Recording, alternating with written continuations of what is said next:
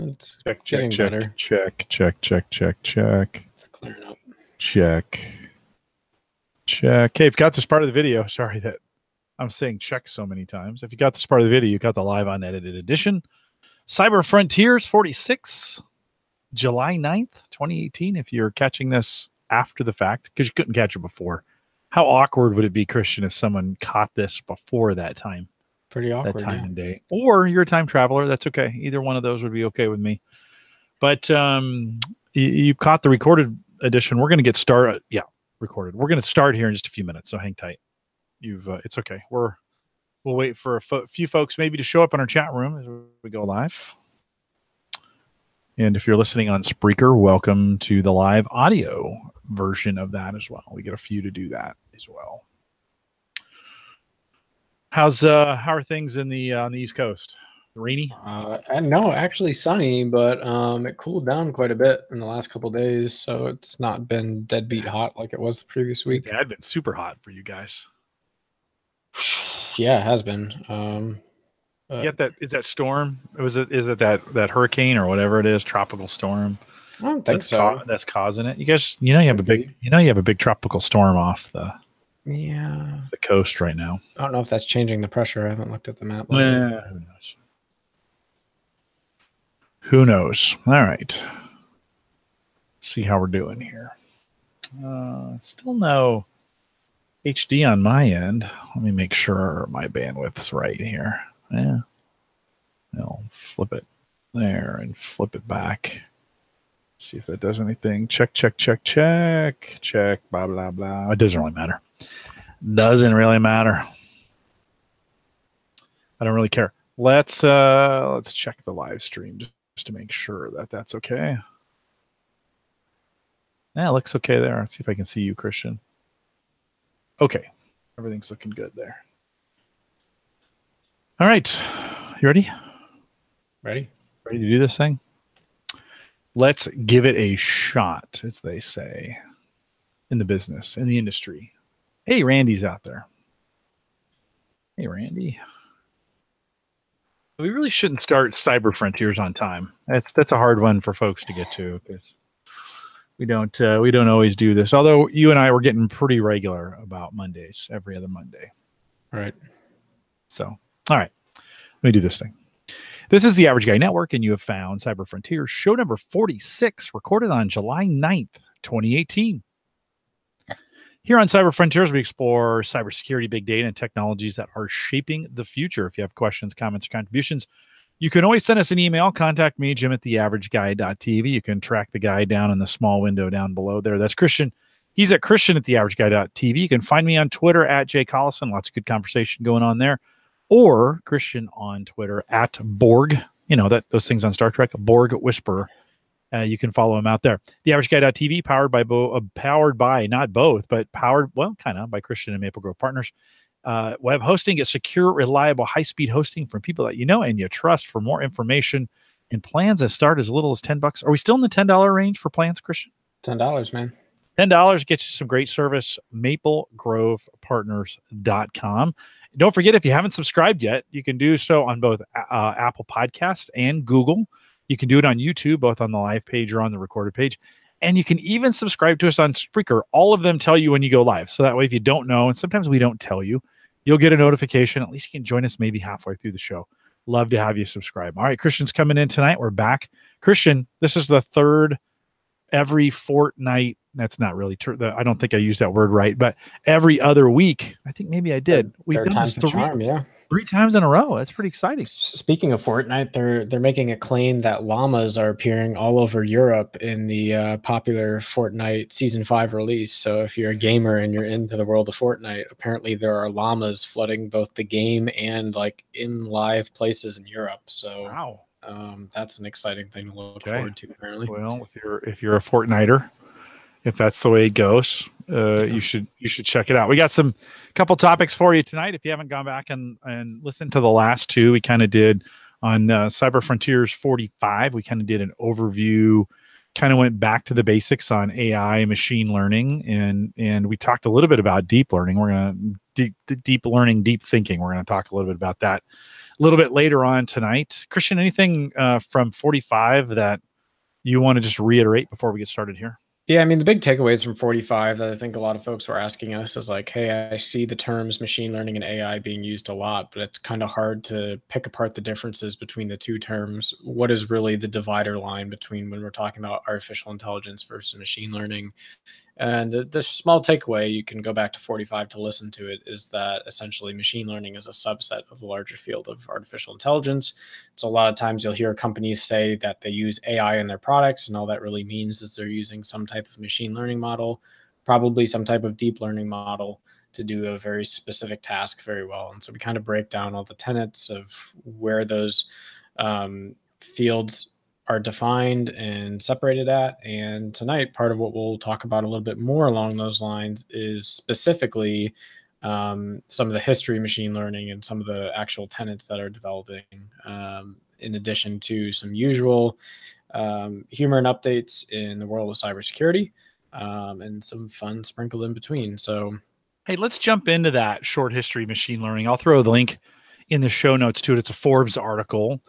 Bernard Marr wrote that, and he kind of a short history of machine learning. We gave that last week, Christian, but you dropped this link in the show notes because there's something you wanted to highlight in it. The second part of the title is a short history of machine learning every manager should read. yeah.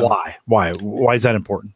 Well, and so I wanted to capture this article. It's about 2 years old in Forbes, but specifically because I think it helps people calibrate their timeline of expectations of machine learning to the conversation we were having last week. So what we really didn't get an opportunity to talk about is like, where did it all begin, right? And so the article kind of gives some, interesting flashpoints, I would say, along the timeline. I'm not really sure that it's comprehensive necessarily.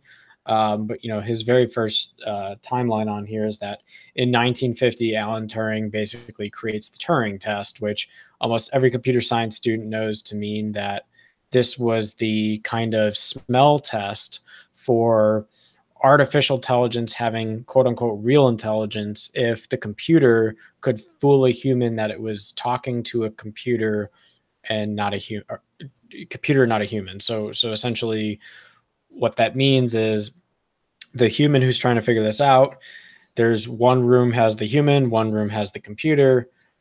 They're both talking or maybe providing textual input or so forth.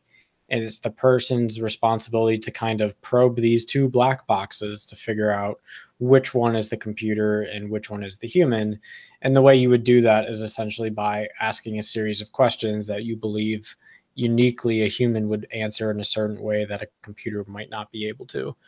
I believe the Turing test has stood the test of time for most of its life, with the exception of back in 2014, there was a claim that 2014, 2018, couple claims that computer AI passed the Turing test in the world's first simulation. How, legitimate those tests are is kind of hard to say. The one in 2014 was done in Ukraine by a 13-year-old who simulated, the AI that they built simulated a 13-year-old boy. And that test was essentially passed at the, I'm trying to remember what university it was. But essentially that first test was like the first time anyone really even remotely claimed that they had broken or passed the Turing test, which in and of itself has been somewhat of a gold standard for, saying that we really haven't gotten AI to the point where it can get past this fundamental thing that started the whole thing. Then there was also a report about 3 months ago in May that Google's Duplex beat the Turing test. And so again, like these are like 21st century is the first place, especially in the last 4 years, where we're seeing small pitters and patters of the Turing test maybe finally being beaten. But it's a pretty classical argument. One of the first things you would study in any type of artificial intelligence course is about the history of the Alice chatbot and this concept that, you would type a message to Alice Chatbot and she would talk back with you, right? And like these were the very early days of trying to prove and spoof the Turing test. And Alice Chatbot was really at the time in its first iteration no more than an inflection-based system, right? It would use business rules and logic to basically see the inflection of the sentence, invert it, and push out an answer that, you know, was enough to satisfy the English language, but you could clearly tell like this is a BS program talking to me. And yet people back then were concerned that people would grow emotionally attached to Alice Chatbot. In fact, some people who were lonely frequently began talking to Alice Chatbot, which again, literally an inflection-based rule system, nothing really complex about it. Apparently made some humans on the fringe excited about it too, which is kind of interesting. But like Alice Chatbot in the 1950s has come a long way in nearly 60 years to now pretty sophisticated home assistants. They're getting more and more sophisticated. And Google's Duplex essentially is pretty realistic.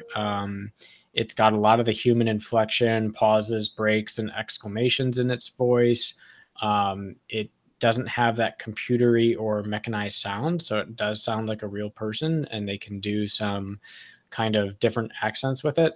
And you might have seen the commercial of it or at the Google I/O keynote, but their demonstration of Google Duplex was essentially an automated assistant that answers the telephone for you. So, or books an appointment for you. So it calls the hair salon or the dentist or whatever. And the person at the dentist is completely convinced that it's a human they're talking to as they are doing their order booking their appointment.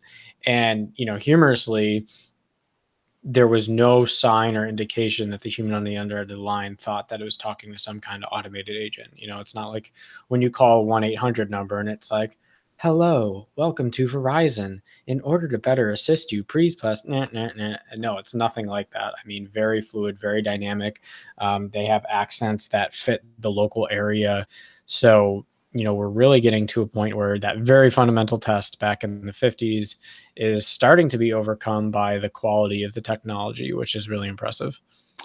Yet it still hasn't gone. I mean, we see these chatbot functionality, you know, pieces that seem to work really well, but yet we're not, when they get rolled out to the public. Microsoft made an attempt at this with a couple of their chatbots. One got super angry and really racist in the experiment. They've replaced it with another. You know, I don't know. I know it's going to just take steps, right? We're going to have to just take kind of some incremental steps. You mentioned the language, the understanding, or the language communication at which we are able to get these voices to work has gotten really better.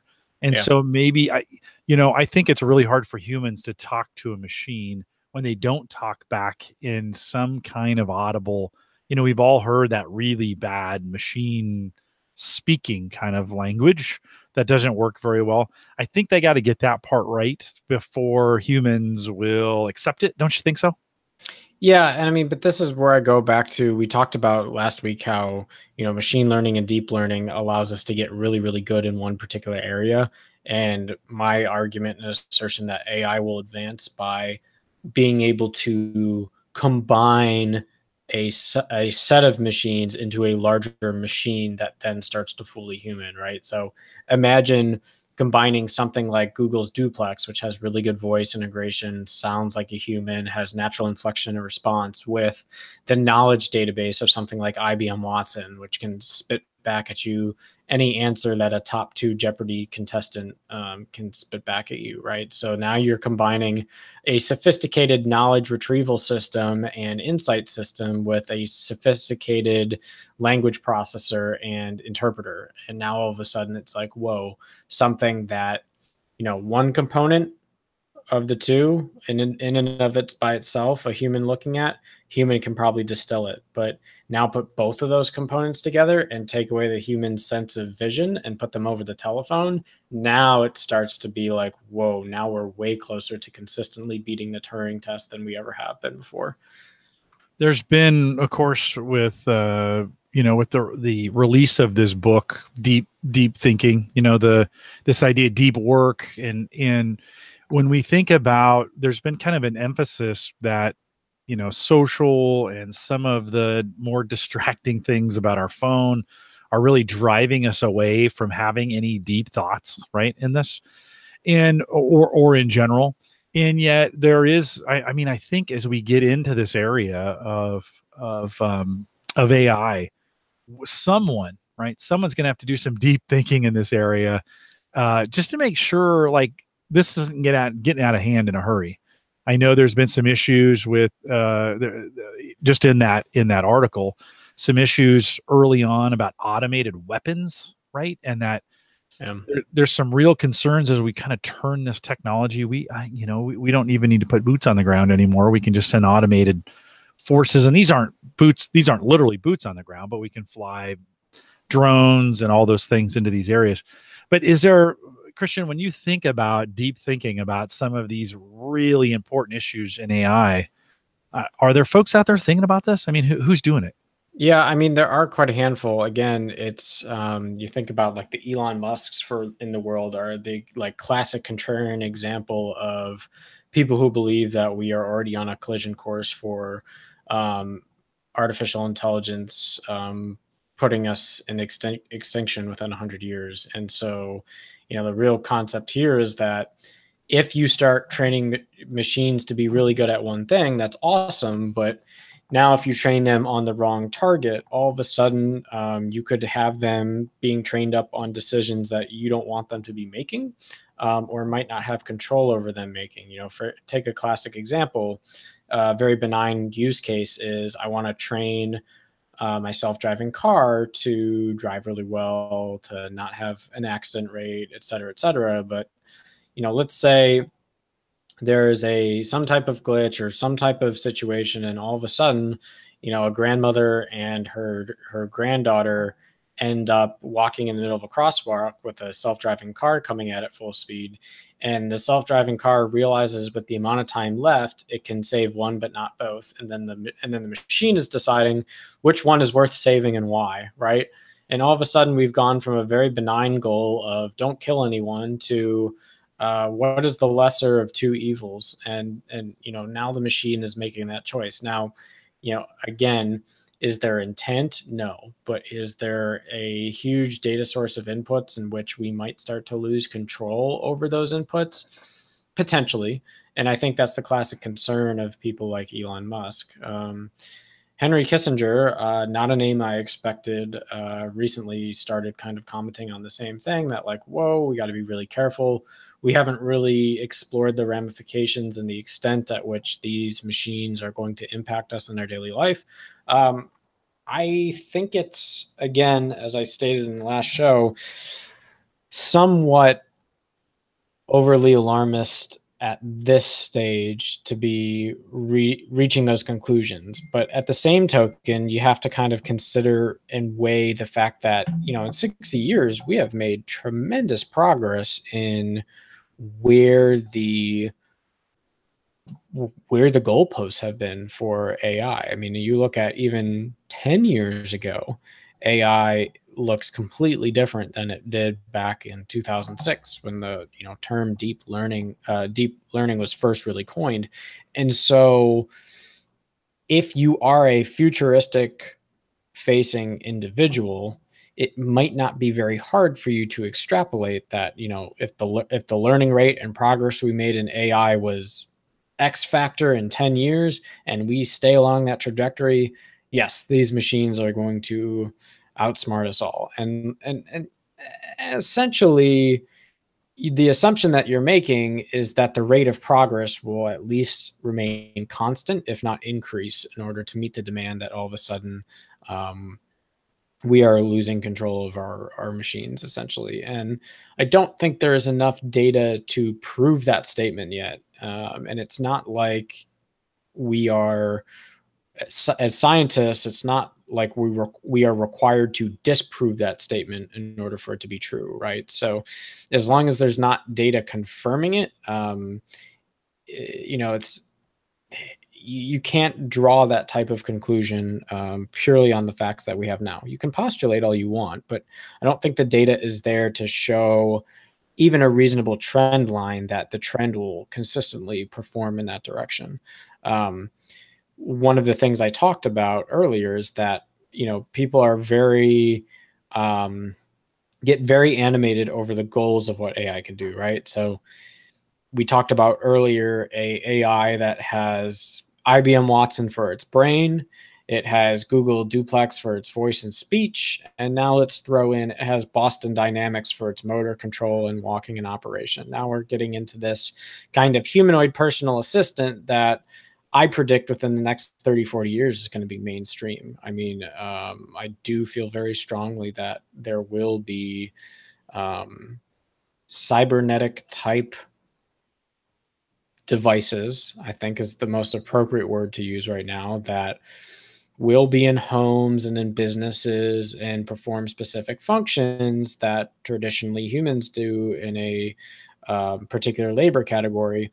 But one of the things you have to keep in mind that I see, at least, is that the targets, the learning target itself, just as you can get a computer to laser focus on one thing, doing it really well. If you ever had to self-defeat the computer, all you have to do is set it off on the wrong goal to basically get itself all confused and off track, right? Like the classic thing we talk about in machine learning is bad data in, bad decisions out, right? So if you're feeding your learning algorithm bad data so that it can't learn, all of a sudden your algorithm, no matter how fancy it is, means nothing. And this is actually going to become a very interesting cybersecurity vector over the next 10 to 15 years, is that, as cybersecurity and the plumbing and the encryption and all the things that have been a real struggle bus for us over the last 10 years, and data breaches and so forth, as that stuff kind of to subside and draw off, I think we're going to start to see a real increase in cybersecurity interest will actually be around protecting artificial intelligence systems and learning algorithms, especially as these are the algorithms that are going to start making increasingly more important business decisions. And the ability to coerce those business decisions is very much kind of like a red flag, green flag kind of environment. So that is, I think, an increasing attack surface that we'll see as these technologies get into the more far field maturity. But, if I want to worry about how to stop the AI apocalypse, my first thing is going to be, how long is it going to take before systems realize they're being tampered with? And I don't see any notion that there are any systems that are self-aware of tampering.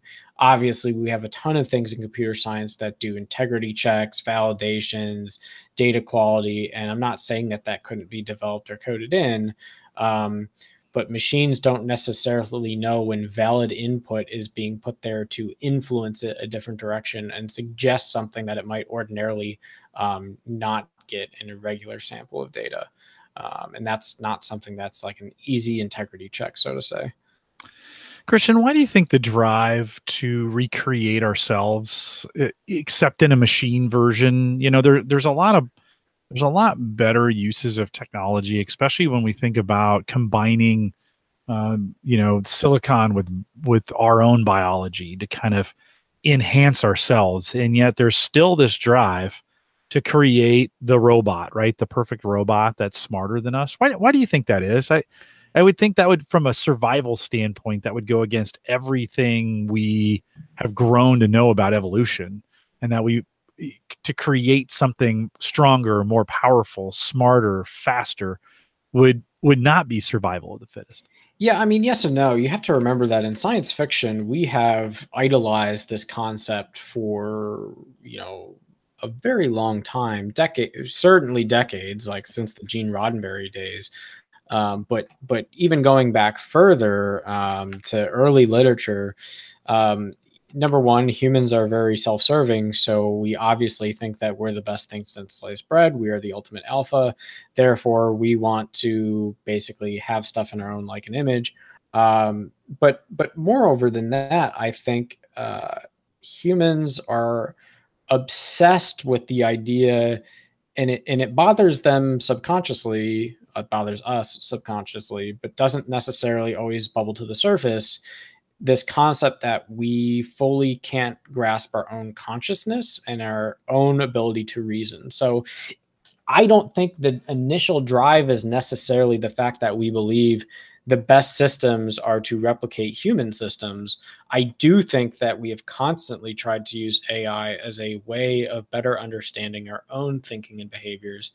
And that might be a very fundamentally flawed approach. We have a lot of data that suggests over the last 60 years of trying, we've gotten nowhere close to any of those answers. However, you have to counter that with the fact that the technology has been catching up quite a bit as we take on that endeavor. But I certainly don't think it is purely driven by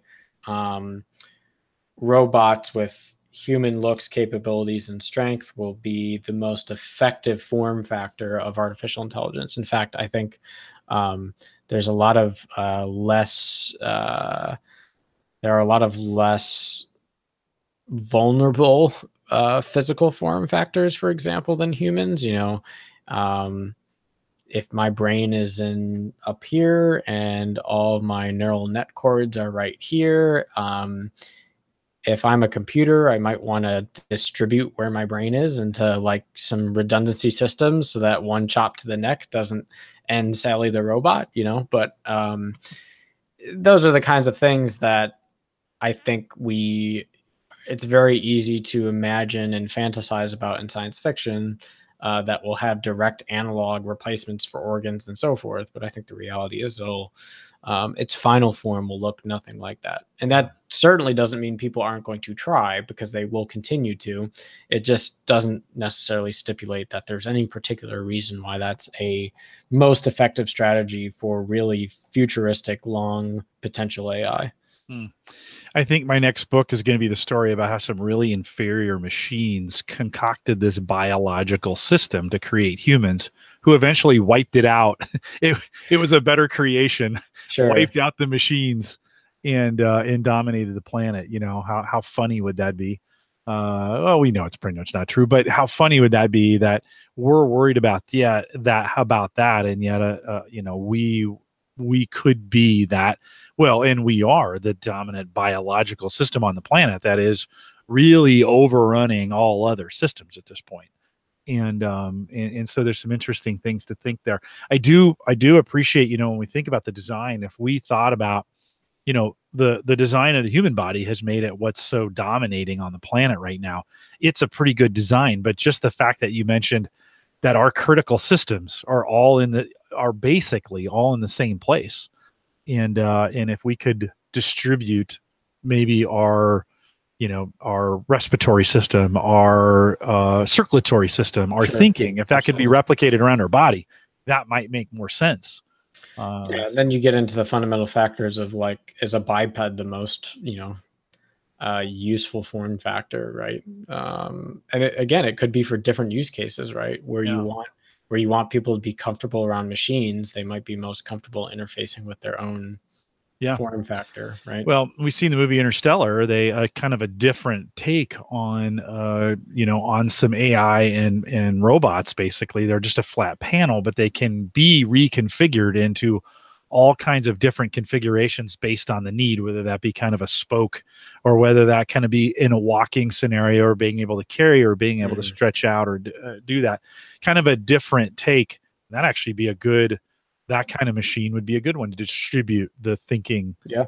The components would be redundant around the system. So it kind of a different way of thinking about it.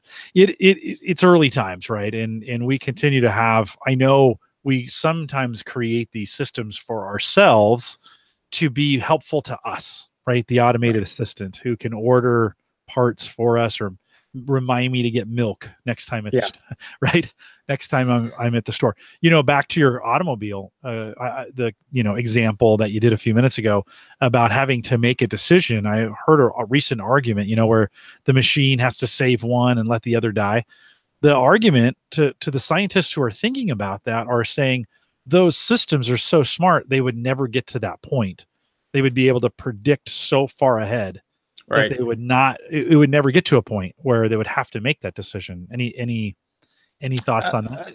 Certainly, it's possible. I think again the caveat to that I state is that if someone is trying to coerce the machine's understanding of the inputs that it's getting, it could end up being a situation where the machine doesn't realize it's too late because it's been getting consistently a bad data feed for a long enough time that by the time it realizes it's going on, it's too close to the decision that it has to make, right? And I think that's where people are only looking at it from a very purified model of the AI and not looking at the potential attack vectors and other situations that are going to creep up.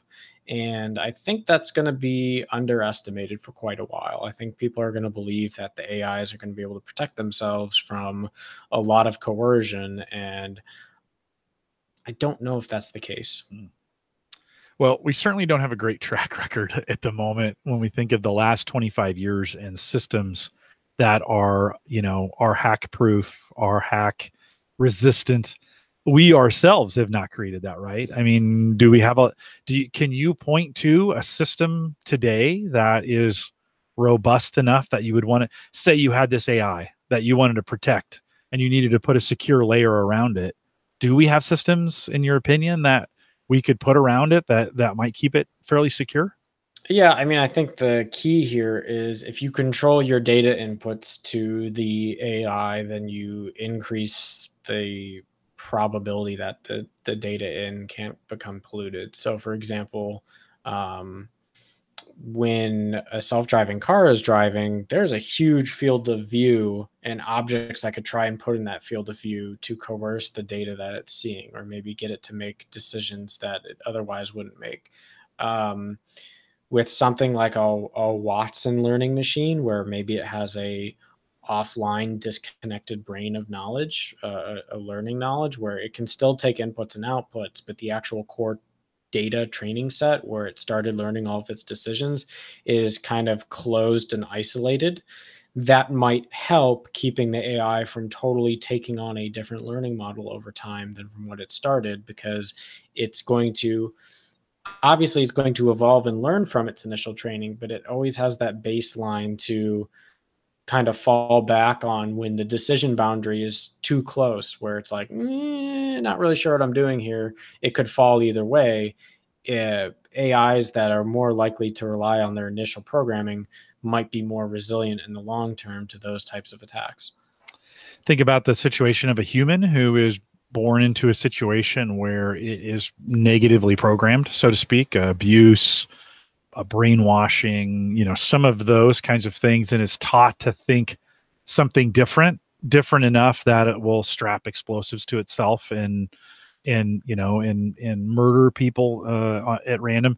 Do machine learning systems, are they going to face similar, could we change their programming with different today that's done through torture or that's done through pain? Is that eliminated, do you think, because it's a machine that's experiencing that? Or can these bad inputs just be done in another form? Restate your question. I'm trying to digest it. Yeah, so just think of human systems, us, right? We can be reprogrammed.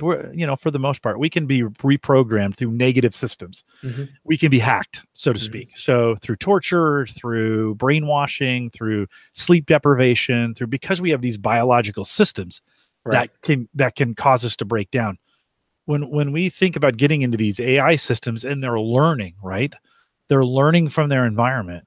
Are there going to be just other hacks that they can face? You talked about the inputs. Is that hack some way of torturing the machine to get it to think differently? Yeah, I think the two things are one, I think humans are thinking about, if AI ever got to this point, you would want to design AI that doesn't have this goal of self-preservation. Humans' biggest goal in life, regardless of what they tell you, is self-preservation. So there's really nothing that overrides the innate desire for self-preservation.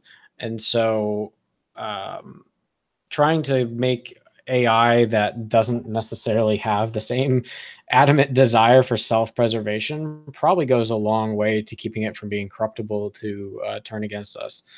Second thing to keep in mind is that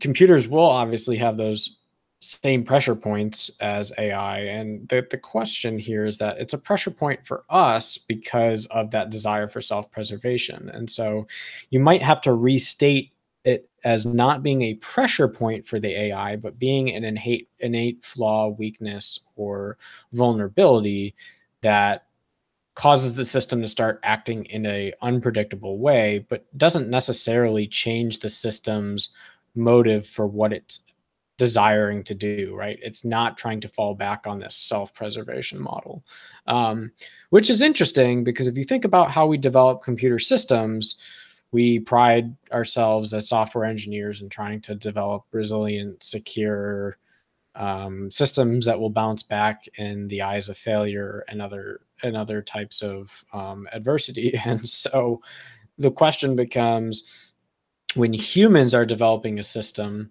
and humans have an innate desire for self-preservation, how much can humans really prevent themselves from designing self-preservation into the stuff they're working on?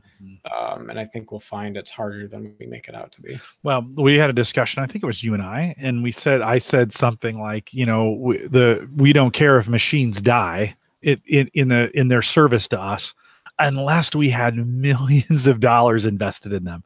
I mean, think about it. Say if you had you built a robot from the very beginning, and you spent 18 years training it to be smart, and you poured time and effort and money and sleepless nights staying up all night to reprogram it, and all these things that you would do for 18 years, and then you send it off to computer college, and if somebody wants to smash it, don't you think like all of a sudden you want that thing to have a little bit of self-preservation, so it can't just be, run over by a truck? Or this is the thing. I don't know if we get good AI without this ability to preserve itself, or to think for itself, or because I think the essence of what makes us such good thinkers is our ability to protect ourselves and know good from bad and light from dark.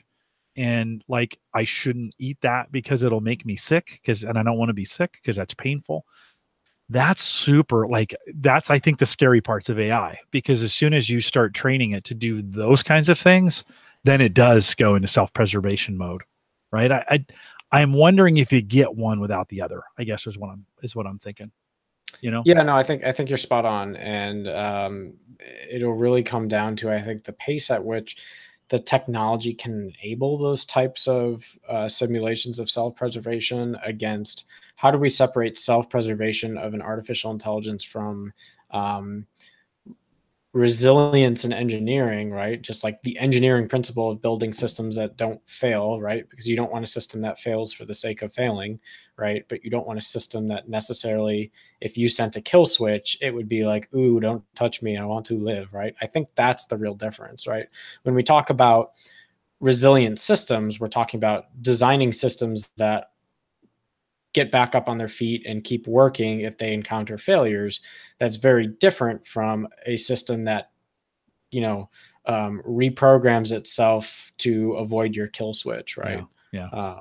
And if a computer has that self-preservation in it in any kind of form, that could happen down the road. I think that's where I think it gets super sticky, is in this area of self-preservation. And we got to think through that, because I just don't think a machine that doesn't have the right motivation to stay alive makes the same kind of decisions that one that we want truly to have at least some kind of conscious thoughts, right? So Randy asked from the chat room, Christian, thoughts on the speed race between the dark side of technology, people with ill intentions, versus the white hat players, and what potential temptations of white hat players to engage in poor behavior due to the potential of the gains. So did that make sense? Yeah, no, I think actually going back to the beginning of the conversation about the Turing test, for white hat hackers, it might become very interesting to create moral arguments for why machines should be allowed to manipulate and or deceive humans into doing certain things, right? I think that is something that is going to be pretty shocking when there are a lot of social settings in which you can't make a solid distinguishment over, is the person I'm talking to on the phone a person or a robot? What is the, we have enough problems with social engineering and spear phishing as it is on phones when it's humans on the other end. What happens when you train up an AI Google duplex to be really good at doing it? And I think that will create some interesting ethical boundary conditions, because what's illegal about an AI system making that call? Are you doing the illegal activity, or is the AI doing the illegal activity? So we very quickly get into this nuanced conversation about, do laws in countries apply to the entity that created the artificial entity, or to the artificial entity? It starts to get down this really stupid line of reasoning where, any average person's going to look at it and say, that's nonsense. Of course, it's illegal for so and so to, set up a scam system, automated or not. But as these systems start to look more and more like the real deal, or can act from themselves, what's to keep the human from saying, oh, I didn't think the AI would do that? Oh, I didn't train it to do that. That's the AI's fault. I didn't buy that. Right. And so it gets to this place where one of the fundamental technology or fundamental statements in cybersecurity is this notion of non-repudiation, saying, without any doubt, I can say that that wasn't me that did it, basically, or it was me that did it. And when you start to lose the feature of non-repudiation as it pertains to the decisions that artificial intelligence is making, now all of a sudden there's this really interesting legal argument around, how can you validate a witness's testimony as to whether the artificial intelligence did something that it was told to do by its owner versus did on its own? That, if we ever get to that point in our lifetime, will be truly bizarre and very uncomfortable. It's kind of the advanced Turing test, right? In a lot of ways, is the AI responsible, right? I mean, for biologicals, we have set an age in most cultures, 18 or 21, depending upon your culture or where you're at, is this age of responsibility, right? We have this fairly clear line where we take the accountability off of the parents, in this case, the developers, and we move it on to that individual. Do you see a day when we have some kind of space when AI goes to a spot and it now is responsible for its own actions? Potentially. I think outer space is the best space to have that conversation. I get this feeling that we are going to expend a bunch of artificial intelligence in space because of the difficult biological situation created for humans up there. So I suspect that is where we will start to test a lot of these interesting notions of what happens when the robots have left the forces of gravity that keep them in our control. So that's certainly one domain. I think you're already seeing the huge backlash to super simple AI being used in military applications. We've seen what has happened in the press with the Google Maven project, right? And so, if there's already that much pushback at this level, I can only imagine what the type of dilemmas are going to occur and this is definitely in our lifetime, in 20 to 30 years, when AI is an innate part of the battlefield. How the heck will we coalesce around making some of those decisions? Mm-hmm. And one of the biggest things that I'm seeing is that you look at the really, I call basic issues, but for the sake of this argument, let's say the really basic issues of data and privacy, and just understanding the technical concepts around what allows for or inhibits good privacy and data hygiene practices. And it's like, if 95% of the people in Congress can't grasp the technology that enables those things to take place, when we're talking about like Facebook, which is like, yeah, there's a lot of source code, but at the end of the day, like, most people under 40 years old can give you a pretty detailed description of what is Facebook? Why do you like it? Why do you hate it? Right. But when your average governing body in the world can't, it makes for a really scary equivalent when we get to that place where now they're caught up on those issues, but are so brutally behind on issues in artificial intelligence. And I think making good decisions will in part rely on having a good understanding of how the technology works, right? Like it's somewhat a limited view to say that we should only base decisions based on the outcome of the event, and not necessarily understanding the inputs that go into generating that outcome. And I think we're going to find ourselves in a place where not a lot of people understand the inputs. In fact, an increasingly small percentage of the population will continue to understand the inputs as these systems get more complicated. And then you will have a very large dog that's snoring. Duke. Duke. Man, he must have been having a super good dream there. And now, is this a real dog, Christian, or is this your robot dog? No, it's a robot dog, for sure. That's super funny. Well, Christian, a good place to transition, but I do want to say in this, like, I think we have a lot more decisions to make when we think about AI and the ramifications of it. I think some people think we're going to get to a day and it's just going to turn on. Like we're going to have all this work and it's just going to be there. And I really do think we have a whole bunch of decisions to make between there and between today and then. This is not a, one day we're going to wake up and AI is going to be there and it's going to be a robot that's going to, kill everybody. Right.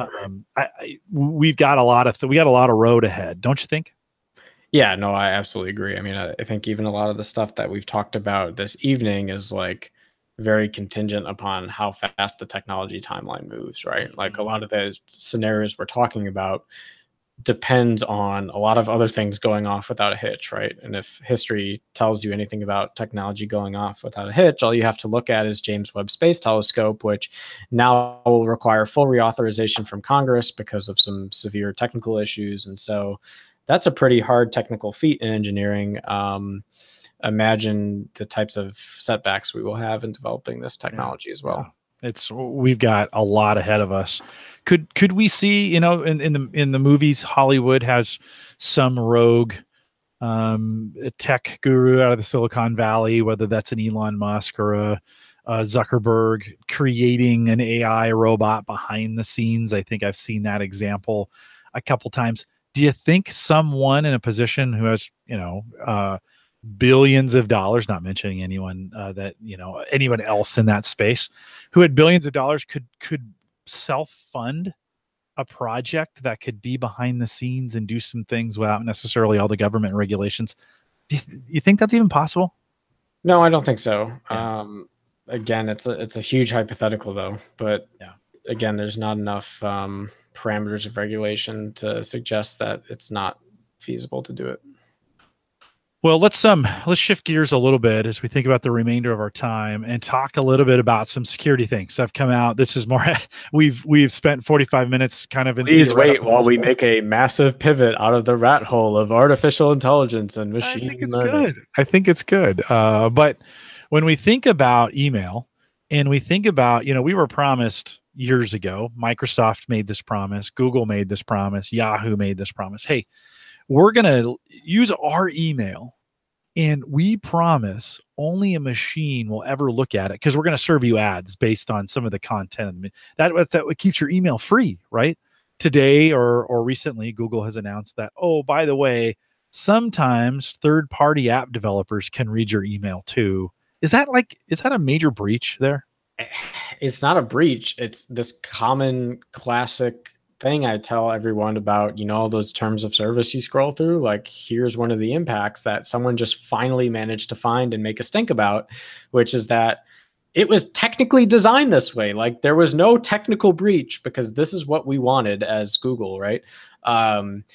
They literally wrote the terms of service in such a way that if the developer has the permission to read the Google message through their app service, that therefore you can also derive there is nothing keeping that developer from also reading the message. And I mean, to be fully fair, if there's ever a case where you grant an application access to read your messages like that, of course a software developer is going to be able to figure out how to, slow tap and drip that thing to get back the original data that they want. So is it a breach in my opinion? Absolutely not. I'm super humored that Congress is, experiencing outrage porn over this article, because it is not the equivalent of what's going on with Facebook, especially in the respects that, it's really unfortunate that there's no education around these issues, which is why people are getting outraged over it.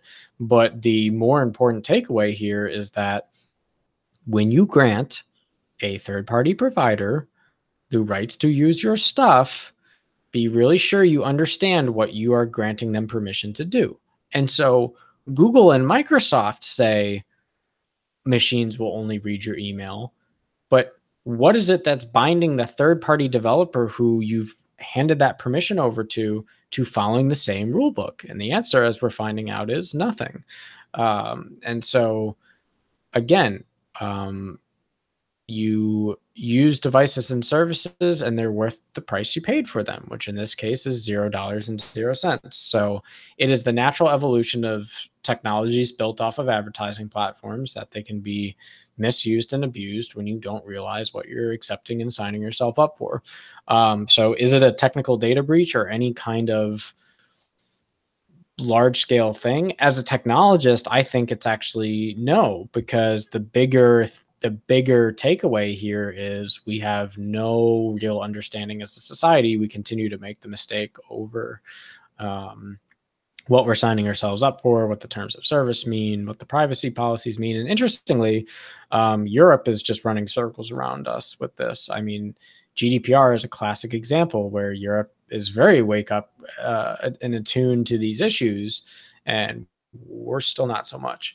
So I would love to see what the legal analysis is for how third-party apps that you've consented to give your data for, in the case of Gmail here, how GDPR regulation applies to those third-party developers reciprocally. That would be fascinating, right? Can you use GDPR to go after the people who are using these types of practices with Gmail? And I think the answer you will find is absolutely you can. Here's a whole legal framework for you to mount your case and start a class action.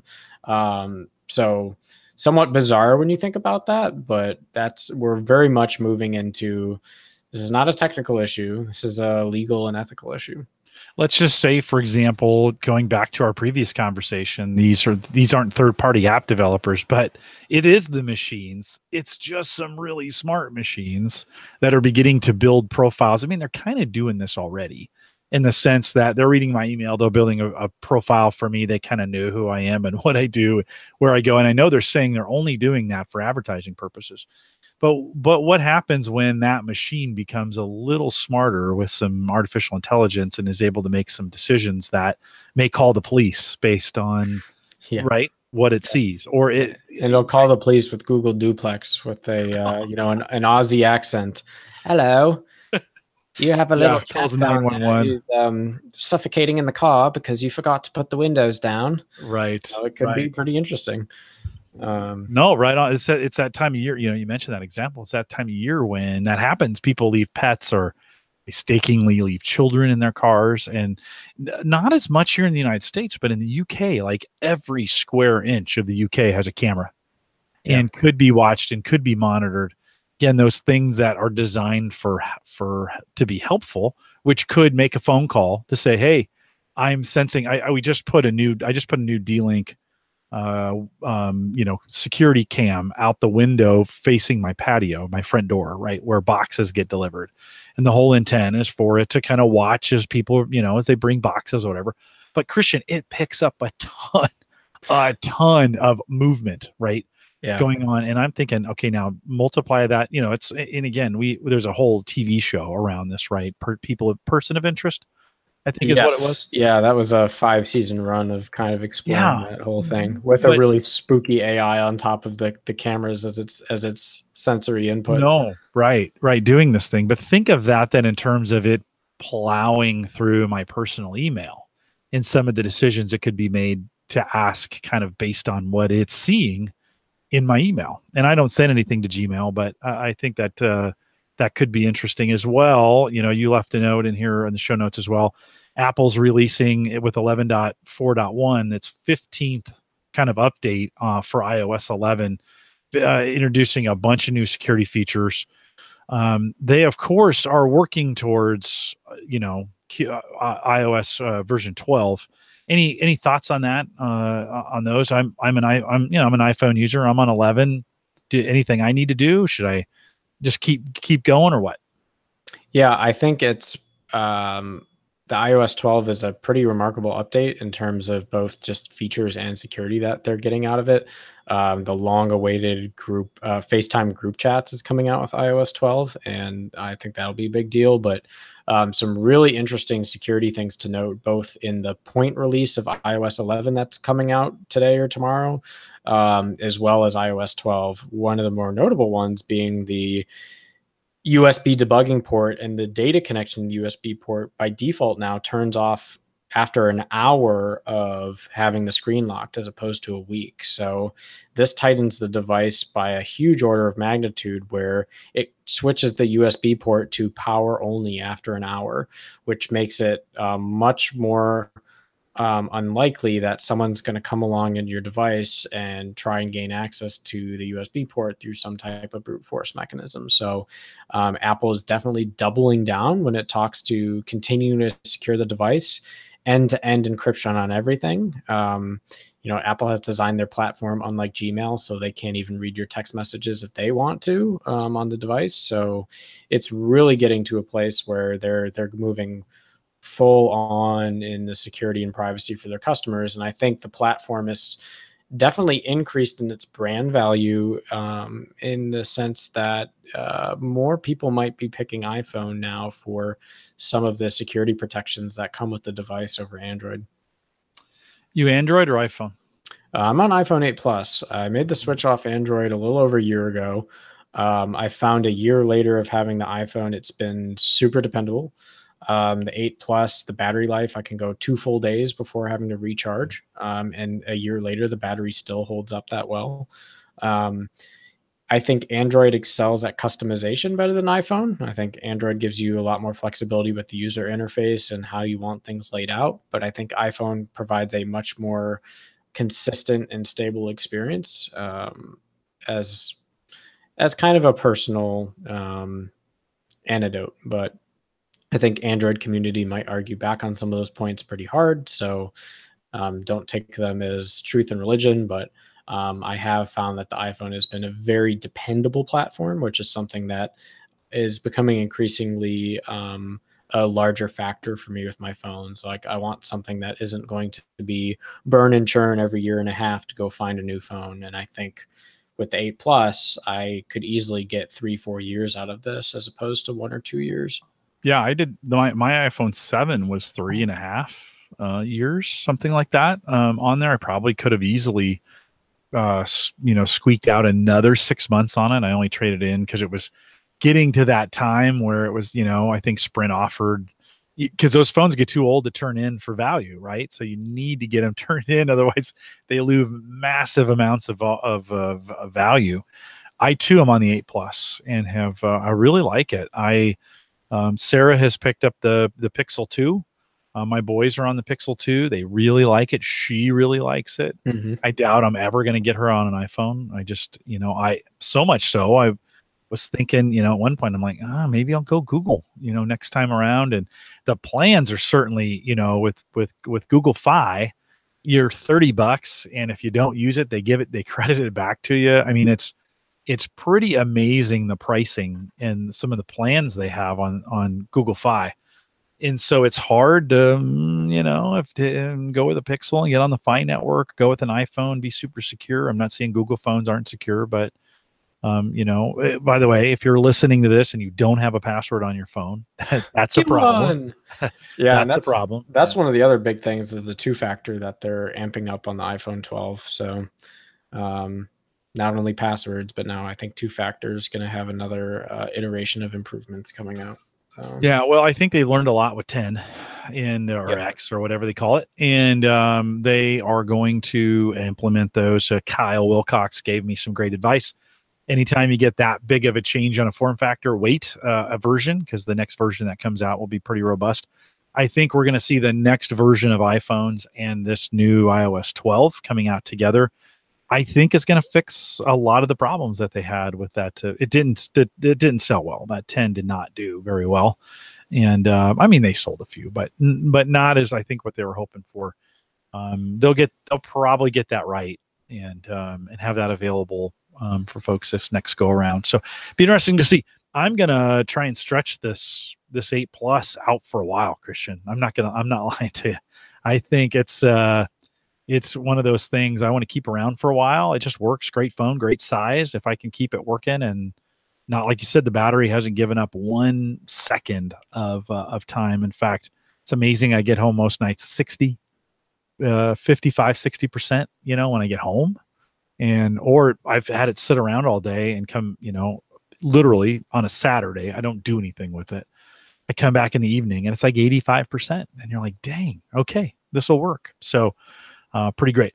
Like you said, there are folks who I'm sure have had equal experiences on the Android side. If you want to tell us how great that experience has been, Christian at theaverageguy.tv, you can send them to me too, Jim at theaverageguy.tv. We'll take that as well. Christian, anything else? We kind of covered. We actually made it through our material. Anything else you want to throw in there before we wrap it up? I think that's a wrap. All right, super good. Good long conversation. I'll be honest. I'm digging the AI conversations, even though I don't know jack about it. Let's just be honest. Well, it's fun stuff, and we've kind of lined up the outline such that when I start getting in a little more technical, chompy stuff in some episodes from now, I think hopefully folks will be able to go back and listen to the Framework podcast for digesting what we'll eventually start talking about. So yeah. No, sounds good. I'm looking forward to it. We are on every 2 weeks now or so. So if you're listening to this now, most likely we need to schedule it, but it's looking like July 23rd is the next update. If you'd like to join us on a Monday night and join us live, that'd be great. Randy, who joined us live tonight, says, I enjoy the AI talk. So appreciate that. And he says he knows much less than Jim. So that's I know one, Randy knows maybe 0.75, and Christian is probably 1 billion at that point. So we appreciate you guys putting up with that and putting up with me as we get through this, but we'll continue to enjoy it, and there'll be much more of this conversation over the coming weeks. We'll remind you, if you haven't done it yet, subscribe, rate, review on Apple Podcasts. If you haven't tried out the new Google Podcasts, it's still not great on Google. They're going to get better, but you can check that out over there on your Android phone. Give it a try. See, let me know how well it works.